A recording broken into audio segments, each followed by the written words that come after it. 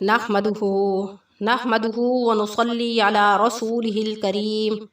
अम्मा बाद फ़अऊज़ु बिल्लाहि मिनश शैतानिर रजीम बिस्मिल्लाहिर रहमानिर रहीम अल्लाहुम्मा सल्ली अला सय्यिदिना मुहम्मदिन नबिय्यिल उम्मी व अला आलिहि व बारिक वसल्लम। शुरू अल्लाह के नाम से जो बड़ा मेहरबान और नहायत रहम करने वाला है। बेस पुरानी वज़ाइफ की तरफ से हम तमाम बहन भाइयों को अस्सलामु अलैकुम वरहमतुल्लाहि वबरकातुहू। उम्मीद करते हैं कि आप सब खैरियत से होंगे। तो आज का जो वजीफ़ा है, आज का जो अमल मैं आपको बताऊंगी वह आपने हर फ़र्ज़ नमाज के बाद करना है कि जब भी आप फ़र्ज़ नमाज अदा करें उसके बाद इस अमल को ज़रूर करें। यह वजीफ़ा निहायत ही मुख्तसर वजीफ़ा है और ये हमारे नबी हज़रत मोहम्मद सल्लल्लाहु अलैहि वसल्लम का अपनी ज़िंदगी में मामूल रहा है कि जब भी वो फ़र्ज़ नमाज अदा करते थे उसके बाद इस अमल को करने के बाद वो दुआ करते थे। और हदीस मुबारका में ये वाज़े तौर पर बयान कर दिया गया कि हमारे नबी हज़रत मोहम्मद सल्लल्लाहु अलैहि वसल्लम इस अमल को उन्होंने अपनी ज़िंदगी का हिस्सा बना लिया था। हज़रत सोबान रज़ियल्लाहु ताला अन्हु ने बयान फरमाया कि नबी करीम सल्लल्लाहु अलैहि वसल्लम जब फ़र्ज़ नमाज से फ़ारिग होते थे तो 3 बार इस्तग़फ़ार करते थे और ये दुआ पढ़ते थे। यानी इस्तग़फ़ार भी करते थे 3 बार, अस्तग़फ़िरुल्लाह रब्बी मिन कुल्लि ज़ंबिन व अतूबु इलैहि, यानी ये वाला इस्तग़फ़ार करते थे। और उसके बाद ये हदीस मुबारका में ये दुआ बताई गई है कि वो ये दुआ करते थे, अल्लाहुम्मा अंतस्सलामु व मिनकस्सलामु तबारकता या ज़ल जलाली वल इकराम। मिशकात शरीफ में इस हदीस मुबारका को बयान किया गया है कि आप सल्लल्लाहु अलैहि वसल्लम जब भी फ़र्ज़ नमाज से फ़ारिग होते थे तो उनका मामूल होता था कि वो उसी जगह पर बैठकर 3 मरतबा इस्तग़फ़ार करते थे और ये दुआ करते थे जो हदीस मुबारका में बयान की गई है, अल्लाहुम्मा अंतस्सलामु व मिनकस्सलामु तबारकता या ज़ल जलाली वल इकराम। ए अल्लाह तू सलामत रहने वाला है और तुझ ही से सलामती मिल सकती है, तू बाबरकत है ए बुजुर्गी और अज़मत वाले। तो फ़र्ज़ नमाज़ों के बाद दुआ कबूल होने का ख़ुसूसी वक्त होता है। बहुत लोग ऐसे होते हैं जो नमाज पढ़ते हैं, जल्दी जल्दी नमाज पढ़ते हैं और नमाज के फ़ौरन फ़ारिग होने के बाद जाए नमाज तय करके उधर रख देते हैं और दुआ नहीं मांगते। जबकि हदीस मुबारका में वाज़े तौर पर इस चीज़ को बयान किया गया है कि ये मौका होता है, यानी ये ख़ास मौका है नमाज अदा करने के बाद कि हम नमाज अदा करने बाद खूब इखलास के साथ दुआ करें। और एक तो ऊपर हदीस मुबारका में बयान किया गया कि आप सल्लल्लाहु अलैहि वसल्लम का ज़िंदगी में ये मामूल रहा है कि वो 3 बार इस्तग़फ़ार करते थे और इस दुआ को करते थे और उसके बाद वो ख़ुसूसी अपने रब से दुआ करते थे इस वजीफ़े को करने के बाद।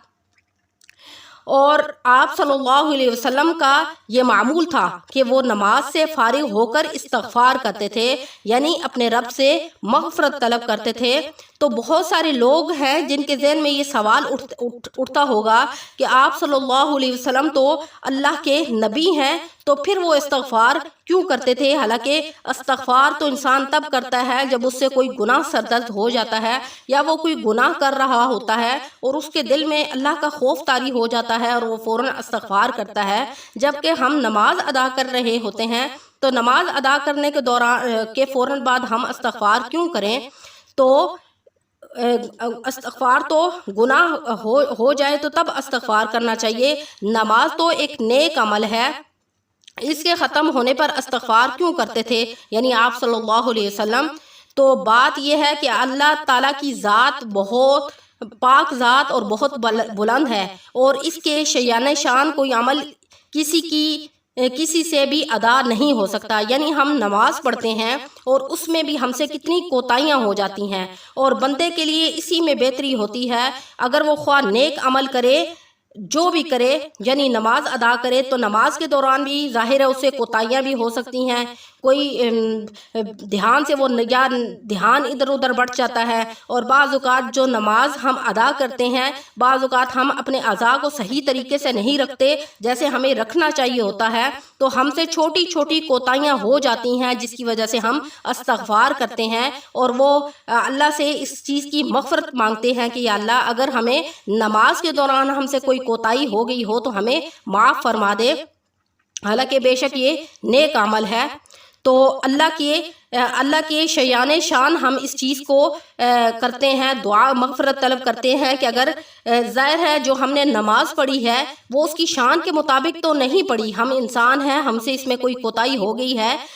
یا اس کی یعنی نماز کی ادائیگی کے دوران ہم سے جو بھی کوتاہی ہوگی ہے یا جو بھی ہم نے عمل کیا ہے اللہ کریم اس کو قابل قبول کرے، اس لیے ہم دعا بھی کرتے ہیں اور استغفار بھی کرتے ہیں۔ اور حالانکہ گناہ گار تو گناہ کر کے استغفار کرتے ہیں، اور عابد اور زاہد مخلص بندے نیکی کر کے استغفار کرتے ہیں، کیونکہ یہ انسان کے زاہد یعنی عابد جو بھی بندے ہوتے ہیں وہ اپنے رب سے ڈرتے ہیں، اگر وہ نیکی کرتے ہیں تو تب بھی ان کے دل میں خدا کا خوف ہوتا ہے اور وہ استغفار کیوں کرتے ہیں، کیونکہ وہ سمجھتے ہیں کہ اللہ تعالیٰ کی بارگاہ کے شیان شان یعنی اس لائق ہم نے جو عمل کیا ویسا ہم عمل کر نہیں سکے، تو اس لیے وہ استغفار کرتے تھے۔ اور اس لیے آپ صلی اللہ علیہ وسلم کی اس سنت کو مد نظر رکھتے ہوئے ہم نے بھی جب ہم نماز ادا کریں تو ہمیں ہر فرض نماز ادا کرنے کے بعد 3 مرتبہ استغفار یعنی استغفر اللہ یہ کہہ لیں۔ کچھ لوگ ایسے ہیں جن کو پوری استغفار یعنی پڑھنا اچھے طریقے سے نہیں آتا، استغفر اللہ ربی من کل ذنب و اتوب الیہ، اگر آپ یہ پورا پڑھیں تو زیادہ بہتر ہے، لیکن اگر آپ پورا نہیں پڑھ سکتے تو پھر آپ 3 مرتبہ استغفر اللہ استغفر اللہ استغفر اللہ یہ کہیں، اور وہ دعا پڑھیں جو میں نے آپ کو حدیث مبارکہ میں بتائی گئی ہے۔ جو حدیث مبارکہ میں کون سی دعا ہے؟ اللہم انت السلام ومنک السلام تبارکت یا ذا الجلال والاکرام، اس دعا کو ہم نے پڑھنا ہے۔ پہلی چیز ہم نے یہ کرنی ہے کہ ہم نے اپنی زندگی میں نماز کا معمول بنانا ہے۔ جب ہم یہ کہیں گے دل میں یہ سوچیں گے کہ ہم نے یہ وظیفہ کرنا ہے، اور وظیفہ ہم نے کس لیے کرنا ہے تاکہ ہمارے ہر دن سلامتی کے ساتھ گزرے، اللہ کی رضا کے ساتھ گزرے، اور ہم ہر دن جو ہے اللہ سے ہم ویسے تو استغفار کا کہ ہمیں ٹائم نہیں ملتا، تو جب ہم فرض نماز ادا کریں گے تو ہم اس کے بعد ہم استغفار کر لیں گے، تو جب ہم نماز پڑھیں گے تو اس کے بعد ظاہر ہے ہمیں یہ وظیفہ بھی کرنا پڑے گا، تو ہم جب وظیفے کی طلب رکھیں گے تو وظیفے کی طلب رکھتے ہوئے ہمیں ظاہر ہے نماز بھی پڑھنی پڑے گی، تو یہ ہمارا ایک نہیں بلکہ 2 کام ہو جائیں گے، یعنی ہماری نماز بھی ادا ہو جائے گی اور ہمارا وظیفہ بھی ہو جائے گا۔ تو وظیفہ ہم کس مقصد کے لیے کریں گے؟ ظاہر ہے ہم استغفار کریں گے، اپنے اللہ سے گناہوں کی مغفرت طلب کریں گے اور اللہ سے سلامتی والی زندگی مانگے کہ یا اللہ ہماری زندگی میں جتنے بھی معاملات ہیں، جتنے بھی مصائب ہیں، جتنی بھی پریشانیاں ہیں، وہ اپنے فضل و کرم سے وہ ختم کر دے اور ہمیں سلامتی والی زندگی عطا فرما، اور ہمیں مصیبتوں سے بچا، اور ہماری جتنی بھی پریشانیاں اس کو دور فرما۔ تو کیا ہوگا کہ ہم نے ہر فرض نماز ادا کرنے کے بعد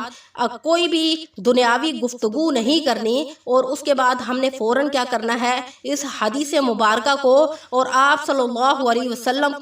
کی سنت کو زندہ کرتے ہوئے ہم نے 3 بار استغفار پڑھنا ہے۔ اس کے بعد اللہم انت السلام ومنک السلام یا ذا الجلال والاکرام تبارکت یا ذا الجلال والاکرام، اس دعا کو کرنا ہے، اور اس کے بعد ہم نے اسی جگہ پر بیٹھ کر گڑ گڑا کر